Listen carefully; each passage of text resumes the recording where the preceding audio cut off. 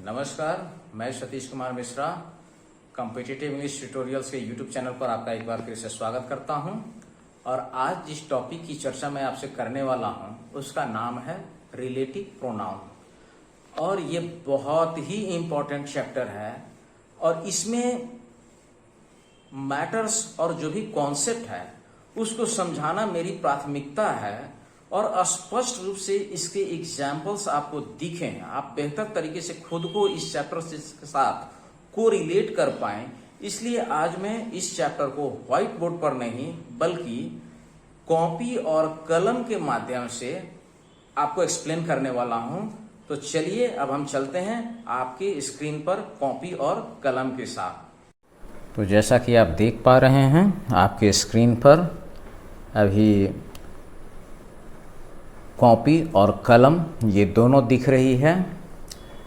Lesson 17 relative pronouns, और ये pronoun का आखिरी काइंड है। इसके पहले के सभी महत्वपूर्ण काइंड जो थे वो मैं आपको डिस्कस कर चुका हूँ।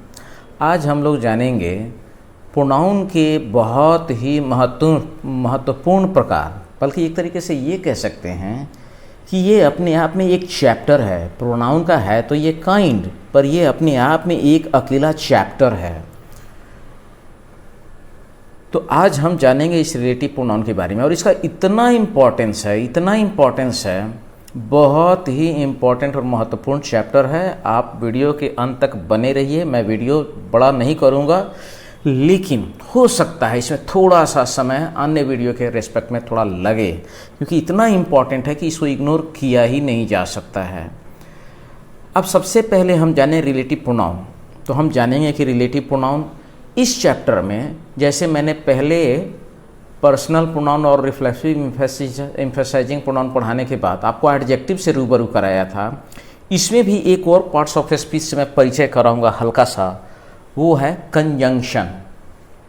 क्योंकि सबका एक तालमेल है और पार्टिकुलर इस काइंड का तो उससे बहुत लेना देना है। देखिए, रिलेटिव प्रोनाउन के रूप में मुख्य रूप से जो प्रोनाउन प्रयोग किए जाते हैं वो है हु, हुम, विच। ये मुख्य रूप से ये हैं। दैट, व्हाट और एज भी होता है, पर हम इसका प्रयोग बाद में जानेंगे। पहले हम परिचय करते हैं। अब रिलेटिव प्रोनाउन को जब आप देखेंगे तो आपको याद आएगा कि ठीक इससे पहले मैंने आपको इंटेरोगेटिव प्रोनाउन पढ़ाया था, और इंटेरोगेटिव प्रोनाउन भी तो हु, हुम, विच यही सब आते हैं, और हुज भी आता है। तो सवाल है कि फिर ये आप रिलेटिव है या इंटेरोगेटिव है। तो चलिए हम पहले इन दोनों का अंतर समझ लेते हैं। यहाँ मैं देखिए इंटेरोगेटिव प्रोनाउन और रिलेटिव प्रोनाउन दोनों को लिखा हूँ और दोनों का अर्थ बता रहा हूँ। पहली बात कि ये जो इंटेरोगेटिव प्रोनाउन के अंतर्गत लिखे गए हैं और ये रिलेटिव प्रोनाउन के अंतर्गत, इसके मीनिंग बदलते हैं। जब हम हु, हुम और हुज इसका प्रयोग इंटेरोगेटिव प्रोनाउन के रूप में करते हैं तब मतलब क्या होता है, और जब रिलेटिव प्रोनाउन के रूप में करते हैं तब मतलब क्या होता है। तो इसके साथ एक चीज़ और देखिए, यहाँ एन केस लिखा हुआ है, इसका मतलब हुआ नॉमिनेटिव केस। ये ओ केस यानी ऑब्जेक्टिव केस, और ये पी केस यानी पोसेसिव केस। तो हम सभी जानते हैं कि जिस तरीके से नाउन के केस होते हैं उसी तरीके से प्रोनाउन के भी केस होते हैं। अब नॉमिनेटिव, ऑब्जेक्टिव, पोसेसिव क्या है ये जानने के लिए आप मेरा पिछला वीडियो देखेंगे। केस पर ऑलरेडी मैंने एक वीडियो बना रखा है, वो प्लेलिस्ट में मौजूद है। तो केस में जब आप जाएंगे तो नॉमिनेटिव, ऑब्जेक्टिव, पोसेसिव के बारे में पूरा डिटेल्स बताया हुआ है, इसलिए मैं उसमें समय अभी जाया नहीं करूँगा। देखिए, जब हु का प्रयोग इंटेरोगेटिव प्रोनाउन के रूप में होता है तो हु का अर्थ होता है कौन, और इसे हम सवाल पूछते हैं। हुम का अर्थ होता है, ये ऑब्जेक्टिव केस में आता है, ये वर्ब के सब्जेक्ट के रूप में आएगा, ये वर्ब के ऑब्जेक्ट के रूप में। इसका मतलब होता है किसको। और हुज का अर्थ होता है किसका या किसकी, ये पोसेसिव केस में, ये संबंध दिखाने के लिए इसका प्रयोग हम करते हैं। लेकिन जब रिलेटिव प्रोनाउन के रूप में हम इसका प्रयोग करते हैं तो यहाँ हु का अर्थ होता है जो, हुम का अर्थ होता है जिसको, और हुज का अर्थ होता है जिसकी या जिसका। तो ये हुआ रिलेटिव। स्पेलिंग दोनों का सेम है, लेकिन इंटेरोगेटिव प्रोनाउन का मीनिंग कुछ और है और रिलेटिव प्रोनाउन का मीनिंग कुछ और है। तो पहले तो ये हम मीनिंग भी जान लें। अब चलिए एक चार्ट अभी आपके सामने स्क्रीन पर दिख रहा है। ये चार्ट है, पुनः यहाँ पर आप देख रहे हैं कि ये केस का कॉलम है, नॉमिनेटिव, ऑब्जेक्टिव, पोसेसिव। इसमें सिंगुलर प्लूरल, नंबर, सिंगुलर और प्लूरल। तो मैस्कुलिन और फेमिनिन जेंडर जो होते हैं ना, दोनों के लिए हु, हुम, हुज, यानी इसका प्रयोग एज ए कॉमन जेंडर होता है। ये मैस्कुलिन जेंडर हो या फेमिनिन जेंडर हो, दोनों के लिए इसका प्रयोग होता है एज ए रिलेटिव प्रोनाउन। लेकिन न्यूटर जेंडर जो होता है ना, उसके लिए हम व्हिच का प्रयोग करते हैं। दूसरा, नॉमिनेटिव में भी, ऑब्जेक्टिव में भी और पोसेसिव में कभी कभी हुज, और ज़्यादातर हुज का न्यूटर जेंडर के लिए अगर हम पोसेसिव केस में इस्तेमाल करते हैं तो वो हम करते हैं ऑफ व्हिच का। हम आगे एग्जाम्पल के माध्यम से इसको थोड़ा और डिटेल में जानेंगे।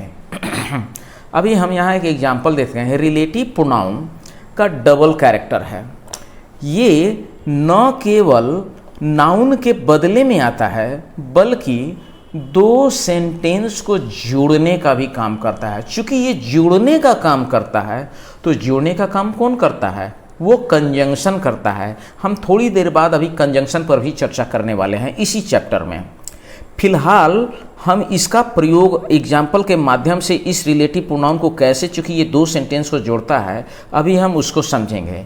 पहले एग्जाम्पल्स में हम हु के प्रयोग को देखते हैं कि एज ए रिलेटिव प्रोनाउन, जैसा कि मैंने अभी यहाँ भी पढ़ाया कि हु का अर्थ जो होता है, ये रिलेटिव प्रोनाउन के रूप में जब इसका हम प्रयोग करते हैं तो देखिए आपके सामने क्या आता है। मैंने एक सेंटेंस लिखा है यहाँ पर, दिस इज द बॉय।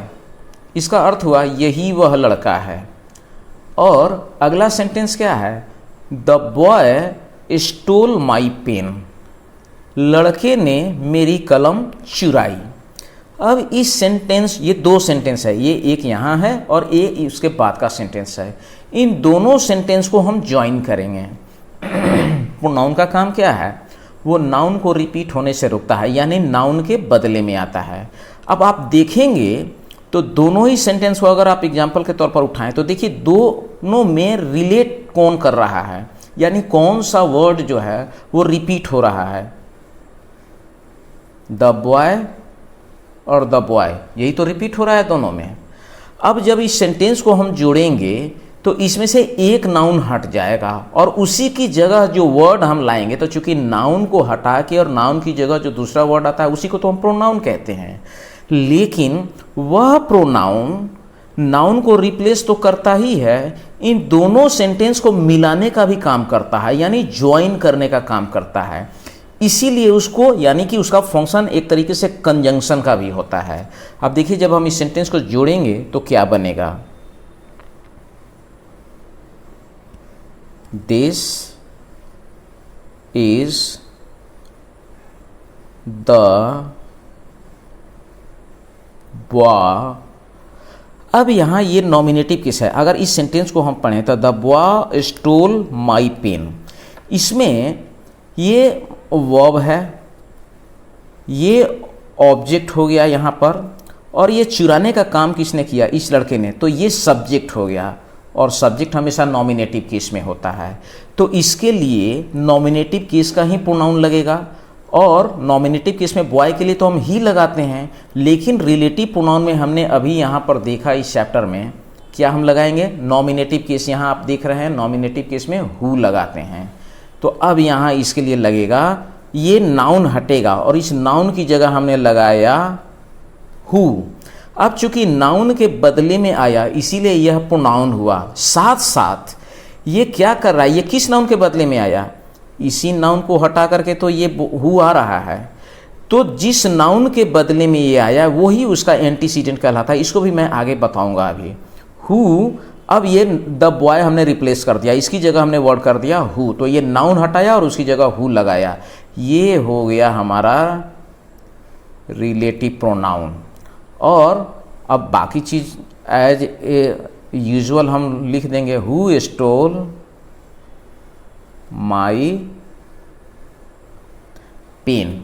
अब देखिए ये सेंटेंस यहाँ ज्वाइन होकर के बन गया। जो अलग अलग सेंटेंस था, this is the boy stole my pen, तो ये दो सेंटेंस थे। एक ही चीज दो जगह रिपीट हुआ और प्रोनाउन का काम है नाउन को रिपीट होने से रोकना। तो इसको हटा करके ये हु आया और इस दो सेंटेंस को इसने जोड़ने का भी काम किया, इसने यानी इसका डबल कैरेक्टर हुआ।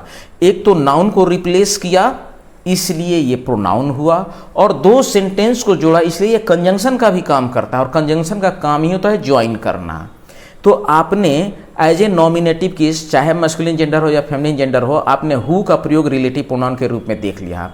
और अगर मैं इसको हिंदी में अनुवाद करूं तो इसका अर्थ होता है, जो कि मैंने यहाँ बताया था कि हु का अर्थ होता है जो। तो देखिए इसका अर्थ क्या होगा, this is the boy who stole my pen, मतलब हुआ यही वह लड़का है जो, या जिसने, नॉमिनेटिव केस में यही वह लड़का है जिसने मेरी कलम चुराई, या यही वह लड़का है जो मेरी कलम चुरा लिया। ये इसका अर्थ हुआ। आगे देखिए नेक्स्ट सेंटेंस, हम ऑब्जेक्टिव केस में भी देखेंगे कि कैसे प्रयोग होता है। दिस इज द हॉर्स, ये एक सेंटेंस है, यही वह घोड़ा है। The horse won the race, जिसने दौड़ को जीता, यानी घुड़दौड़ में एक घोड़ा को लगाया गया था और उसने वह रेस जीत लिया। अब इसको जब हम ज्वाइन करेंगे तो आप देखिए नाउन दोनों जगह रिपीट हो रहा है, द हॉर्स। और चूंकि यहाँ पर क्या है, ये वर्ब है, इस वर्ब का ये सब्जेक्ट है, यानी ये भी नॉमिनेटिव केस में है, और ये नॉमिनेटिव केस में है लेकिन जानवर है, और जानवर के लिए हम विच का प्रयोग करते हैं। तो हम अब यहाँ पर लिखेंगे, जब इसको ज्वाइन करेंगे तो क्या बनेगा, दिस इज द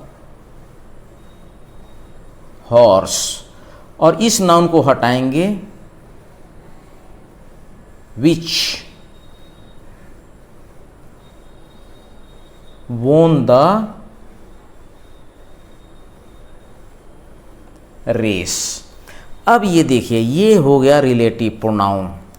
प्रोनाउन क्योंकि ये नाउन का सब्स्टिट्यूट हुआ, नाउन को हटा करके उसकी जगह आया इसलिए प्रोनाउन, और दो सेंटेंस को जोड़ा इसलिए रिलेटिव। और ये किसको रिलेट कर रहा है, इसी नाउन को रिलेट कर रहा है। ये इसका एंटीसीडेंट हुआ और ये इसके लिए रिलेटिव प्रोनाउन हुआ। तो आपने विच का भी एक प्रयोग देख लिया नॉमिनेटिव के रूप में।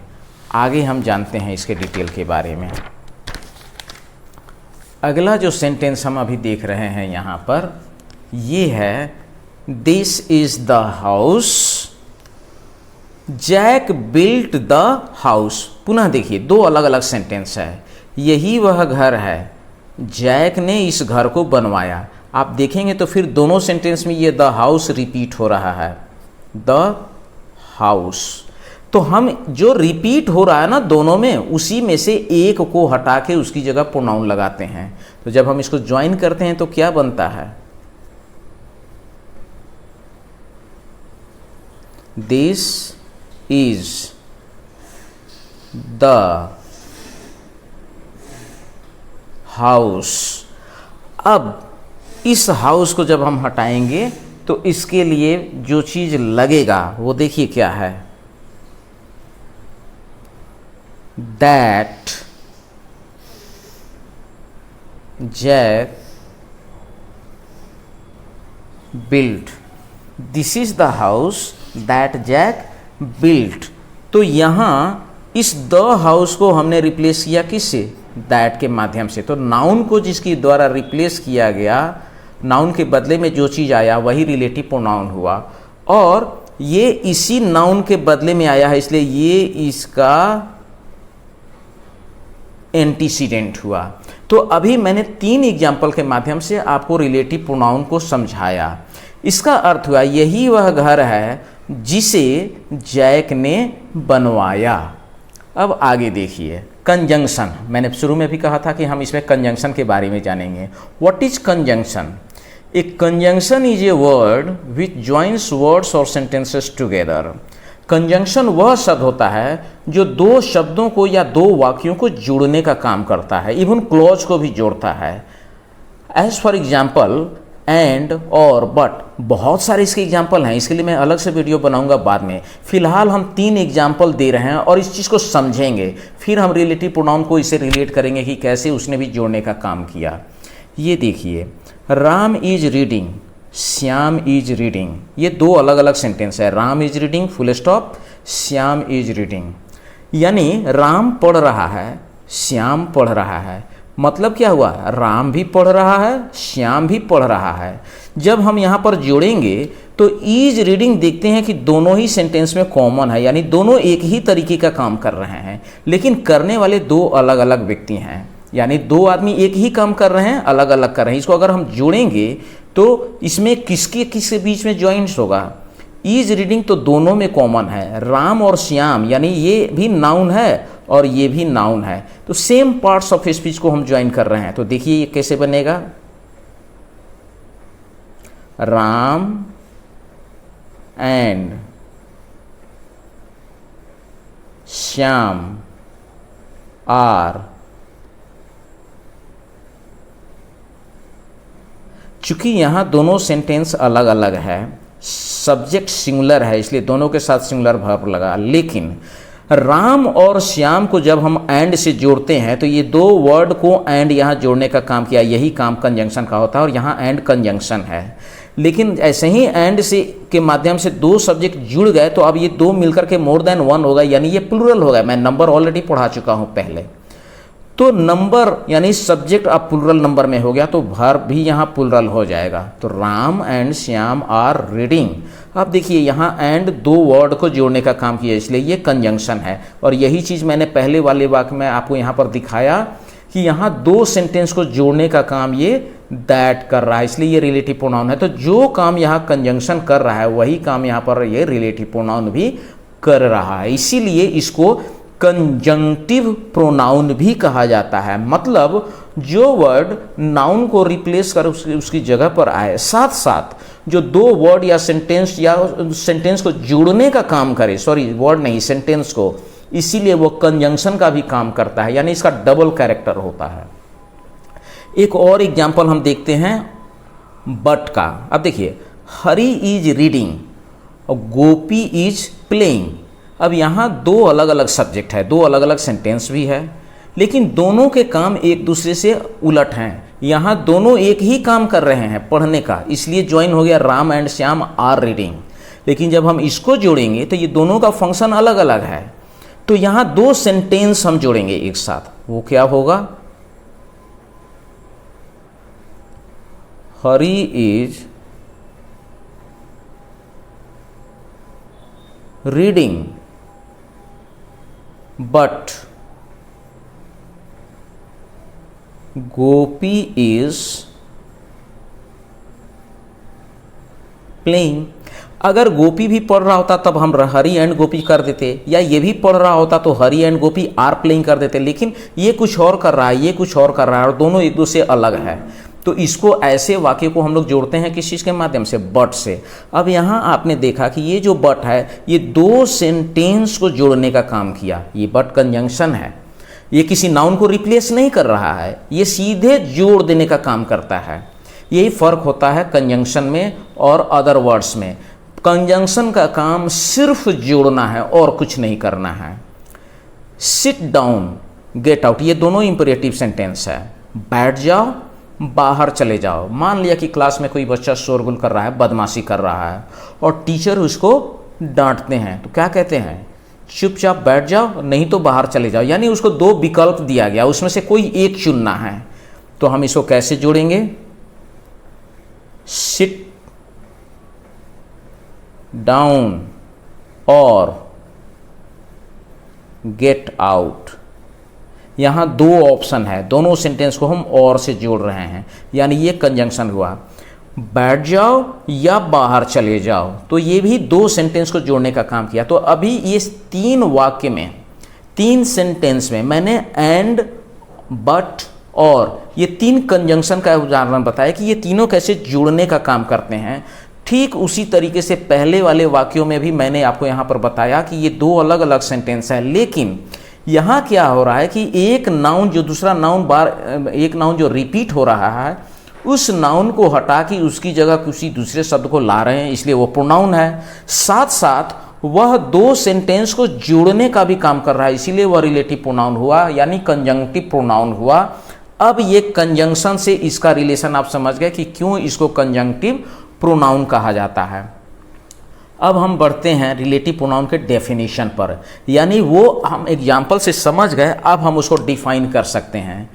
और relative pronoun not only refers to some noun going before but it also joins two sentences together.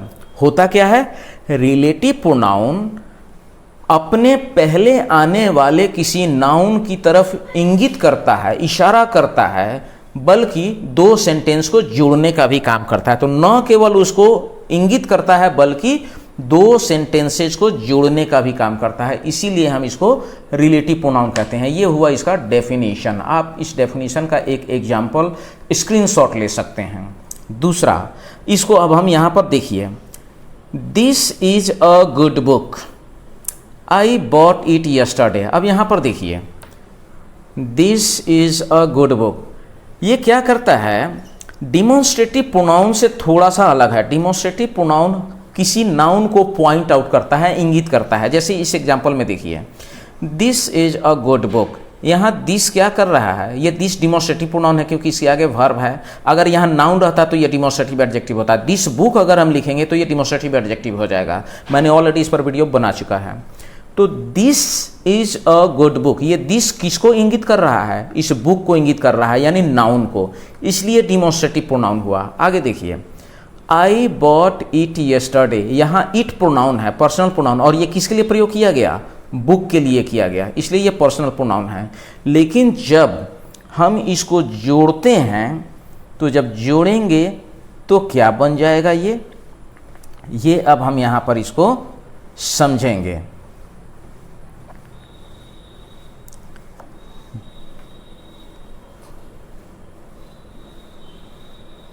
This is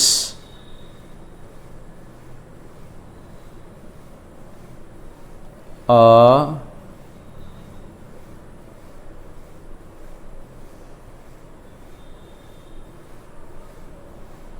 good book,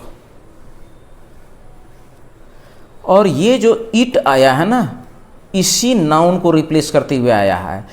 तो रिलेटिव प्रोनाउन के लिए यहाँ इस बुक के लिए ही ये प्रोनाउन हुआ, लेकिन ये सिर्फ क्या, ये पर्सनल प्रोनाउन है और ये डिमॉन्स्ट्रेटिव प्रोनाउन है, ये केवल पॉइंट आउट करता है। लेकिन जब रिलेटिव प्रोनाउन आएगा तो इस बुक को भी इंडिकेट करेगा और जोड़ेगा भी। Which I bought yesterday, which I bought yesterday. अब यहाँ देखिए, ये रिलेटिव प्रोनाउन हो गया और इस बुक को इंडिकेट भी कर रहा है, इसी के बदले में आया भी है यहाँ इस प्रोनाउन को रिप्लेस करके। तो केवल नाउन को ही रिप्लेस नहीं करता है, जिस नाउन के लिए कोई प्रोनाउन आया है, चूंकि ये तो पर्सनल प्रोनाउन है, लेकिन ये जोड़ने का काम नहीं करता, जोड़ने का काम विच करेगा, ये रिलेटिव प्रोनाउन, इसलिए उसको रिप्लेस करके विच रिलेटिव प्रोनाउन लगाया गया और इसको जोड़ दिया गया यहाँ पर। अब आगे हम समझते हैं कि एंटीसीडेंट क्या है। The noun to which a relative pronoun refers और relates is called its antecedent. अब यहाँ इसी एग्जाम्पल में देखेंगे, ये विच इसी नाउन को रिलेट कर रहा है, बुक, इसी बुक के लिए विच लगाया गया। इसके पहले के भी जो एग्जाम्पल्स आप देखेंगे, चूंकि यहाँ द हाउस को हमने हटाया तो द हाउस के लिए ही तो हमने रिलेटिव प्रोनाउन यहाँ पर लगाया, तो ये दैट किसको इंडिकेट कर रहा है, इसी द हाउस को। उसी तरीके से यहाँ भी देखिए, तो व्हिच किसको रिलेट कर रहा है, बुक। तो रिलेटिव प्रोनाउन जिस नाउन के को इंडिकेट करता है या रिलेट करता है जिसे, वह नाउन उस रिलेटिव प्रोनाउन का एंटीसीडेंट कहलाता है। यानी यहाँ बुक जो हुआ ये रिलेटिव प्रोनाउन व्हिच का एंटीसीडेंट हुआ। ठीक उसी तरीके से यहाँ दैट जो है ये द हाउस इसका एंटीसीडेंट हुआ। द हाउस के बदले में रिलेटिव प्रोनाउन आया तो ये द दैट रिलेटिव प्रोनाउन हुआ और द हाउस जो है ये एंटीसीडेंट हुआ। अब यहाँ इसको एक और एग्जाम्पल से हम बेहतर तरीके से यहाँ समझेंगे। मैंने एक वाक्य लिखा है, this is the car which I bought yesterday. यही वह कार है जिसे मैंने कल खरीदा। अब यहाँ देखिए, ये विच किसके लिए आया, इसी रिलेटिव प्रोनाउन के, सॉरी इसी नाउन के लिए आया ना। तो जिस नाउन के लिए रिलेटिव प्रोनाउन का इस्तेमाल किया जाता है या जिससे रिलेटिव प्रोनाउन अपने को रिलेट करता है या रेफर करता है, वह नाउन उसका एंटीसीडेंट कहलाता है। और ये रिलेटिव प्रोनाउन, तो रिलेटिव प्रोनाउन का ये एंटीसीडेंट हुआ जो उसके पहले आया हुआ है। अब इसमें हम रिलेटिव प्रोनाउन का यूज क्या होता है, हम ये भी थोड़ा सा इसको जान लेंगे। हु, हुम और हुज, ये जो 3 रिलेटिव प्रोनाउन हैं, इनका प्रयोग केवल पर्सन के लिए किया जाता है, और यदि व्यक्ति से संबंधित कोई जानवर होता है तो उसके लिए भी किया जाता है। ये इसका सबसे महत्वपूर्ण पक्ष है जो हमें जानना चाहिए। तो हम अभी यहाँ पर जानेंगे इस चीज़ को 2 एग्जाम्पल के माध्यम से। पहला बात, हु, हुम, हुज, इसका प्रयोग हमेशा व्यक्ति के लिए किया जाता है। ये जब भी प्रयोग किया जाएगा तो व्यक्ति के लिए किया जाएगा या व्यक्ति से संबंधित। जैसे एक एग्जाम्पल समझिए, पर्सन के लिए हम, this is the man whose son won the first prize. अब यहाँ ये पोसेसिव किसका रिलेटिव प्रोनाउन हो गया, और ये क्या बता रहा है, यही वह आदमी है जिसके लड़के ने पहला पुरस्कार या प्रथम पुरस्कार जीता है। तो यहाँ हुज जो है ये किसके लिए है, इसका एंटीसीडेंट कौन हुआ, ये मैन हुआ, तो ये इसका एंटीसीडेंट हुआ। तो आपने देखा कि हुज पर्सन के लिए इस्तेमाल किया गया, और हुज देखिए जानवर के लिए भी इस्तेमाल किया जाता है यदि वह व्यक्ति से संबंधित है। दिस इज द डॉग हुम आई लव, ये ऑब्जेक्टिव केस का रिलेटिव प्रोनाउन है। यही वह कुत्ता है जिसको मैं प्रेम करता हूँ, यानी ये कुत्ता मुझसे संबंधित है। तो यहाँ एनिमल के लिए भी हुम का प्रयोग किया गया। तो मैंने क्या बताया कि हु, हुम, हुज, इसका प्रयोग प्रायः पर्सन के लिए ही किया जाता है या वैसे जानवर के लिए जो व्यक्ति से संबंधित हो। तो ये पहला यूज। अब देखिए, कभी कभी हुज का प्रयोग थिंग्स विदाउट लाइफ के लिए भी किया जाता है, और स्पेशल केस में, जैसे the moon whose beams delight the eye is regarded as a god by the Hindus. यहाँ पर ये एंटीसीडेंट हुआ, इसके लिए ये हमने रिलेटिव प्रोनाउन हुज लगाया है। अब चंद्रमा तो कोई आदमी नहीं है, ये तो एक ऑब्जेक्ट है, थिंग्स विदाउट लाइफ है, इसमें जीवन भी नहीं है, लेकिन इसके लिए भी तो कभी कभी ऐसे यूज भी इसके होते हैं। आगे देखिए, विच का प्रयोग हम जानेंगे। हु, हुम, हुज का हम जान गए, अब विच का जानेंगे। विच ये केवल थिंग्स विदाउट लाइफ के लिए प्रयोग किया जाता है। The time which is lost for ever, यहाँ टाइम क्या है, ये विदाउट लाइफ है ना, तो इसके लिए ये रिलेटिव प्रोनाउन, टाइम नाउन है और इसके लिए ये रिलेटिव प्रोनाउन का इस्तेमाल किया गया है। तीसरा है दैट। दैट एक ऐसा रिलेटिव प्रोनाउन है जिसका प्रयोग पर्सन, एनिमल और थिंग सभी के लिए किया जाता है। अब मैं यहाँ पर पर्सन, एनिमल और थिंग तीनों के लिए इस दैट का प्रयोग आपको दिखा रहा हूँ। देखिए, the man that is dishonest is hated by all. यहाँ दैट का अर्थ जो हुआ और नॉमिनेटिव केस में है। ये आदमी जो बेईमान होता है वो सबों के द्वारा उसको नफरत मिलता है। दूसरा वाक्य देखिए, this is the dog that killed the cat. अब यहाँ दैट जानवर के लिए भी प्रयोग हो गया, यही वह कुत्ता है जिसने बिल्ली को मार दिया। तो दैट का प्रयोग पर्सन के लिए भी होता है, एनिमल के लिए भी होता है और नॉन लिविंग थिंग के लिए भी होता है। देखिए, all that glitters is not gold. सभी चीज़ें जो चमकती हैं सोने की नहीं होती हैं या सोना नहीं होता। यहाँ ऑल नॉन लिविंग थिंग के लिए है और उसके लिए ये नाउन है, इंडेफिनिट प्रोनाउन है और उसके लिए यहाँ दैट का प्रयोग किया गया। तो आपने दैट का यूज देखा कि ये पर्सन, एनिमल और थिंग तीनों के लिए इसका प्रयोग किया जाता है। अगला आता है व्हाट। ये हमेशा थिंग के लिए इस्तेमाल किया जाता है, कभी भी व्हाट का प्रयोग आदमी के लिए नहीं किया जाता है। और इसको अब हम एग्जाम्पल से समझेंगे। यहाँ पर देखिए,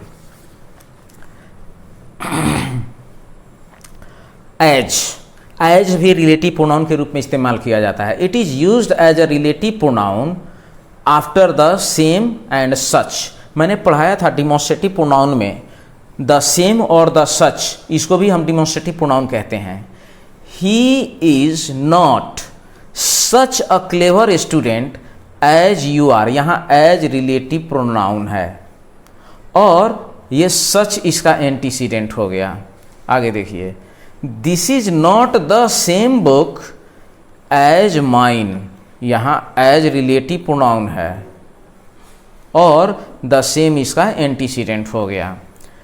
agreement of the relative pronoun with its antecedent, तो यह हमेशा याद रखिए कि रिलेटिव प्रोनाउन अपने एंटीसीडेंट के नंबर, जेंडर और पर्सन से हमेशा एग्री करता है। इसका अर्थ हुआ कि यदि एंटीसीडेंट मस्कुलिन जेंडर में है तो रिलेटिव प्रोनाउन भी मस्कुलिन जेंडर का होगा। अगर वह नॉमिनेटिव केस में है तो रिलेटिव प्रोनाउन का केस भी नॉमिनेटिव होगा। अगर वह सिंगुलर नंबर में है तो रिलेटिव प्रोनाउन का भी नंबर सिंगुलर माना जाएगा। यही हुआ इसका। और ज़्यादातर अगर प्लेस ऑफ रिलेटिव प्रोनाउन की बात करें तो वाक्य में रिलेटिव प्रोनाउन को हमेशा एंटीसीडेंट के नज़दीक रखना ज़्यादा बेहतर होता है। कई बार ये अलग भी होता है, जैसे कि अभी सेम और एज में हमने आपको दिखाया। हालांकि यहाँ भी ये बुक इंडिकेट तो कर ही रहा है, कोई दिक्कत नहीं है उसे। द सेम के और द सच और सच जब प्रयोग हो जाए तो एज ही रिलेटिव प्रोनाउन के रूप में आएगा। जब वाक्य में सच और द सेम वर्ड का प्रयोग हो तो रिलेटिव प्रोनाउन के रूप में दैट और कुछ नहीं, यहाँ पर एज ही आता है ज़्यादातर केसेस में। तो ये रहा रिलेटिव प्रोनाउन का। यदि आपको मेरा वीडियो पसंद आया हो और कॉन्सेप्ट क्लियर हुआ हो तो आप मेरे चैनल को सब्सक्राइब कीजिए, लाइक कीजिए, कमेंट कीजिए। आपके कमेंट्स मुझे प्रेरणा देते हैं। कोई सुझाव हो, अगर कोई शिक्षाविद हो तो ज़रूर उसमें सुझाव दीजिए। आपके सुझाव का स्वागत रहेगा मेरे पास। और ये वीडियो ज़्यादा लंबा मैं नहीं करना चाहता था, लेकिन कॉन्सेप्ट इतना बेहतरीन इस समय में देने के लिए थोड़ा सा लंबा हुआ, इसके लिए क्षमा प्रार्थी हूँ। धन्यवाद।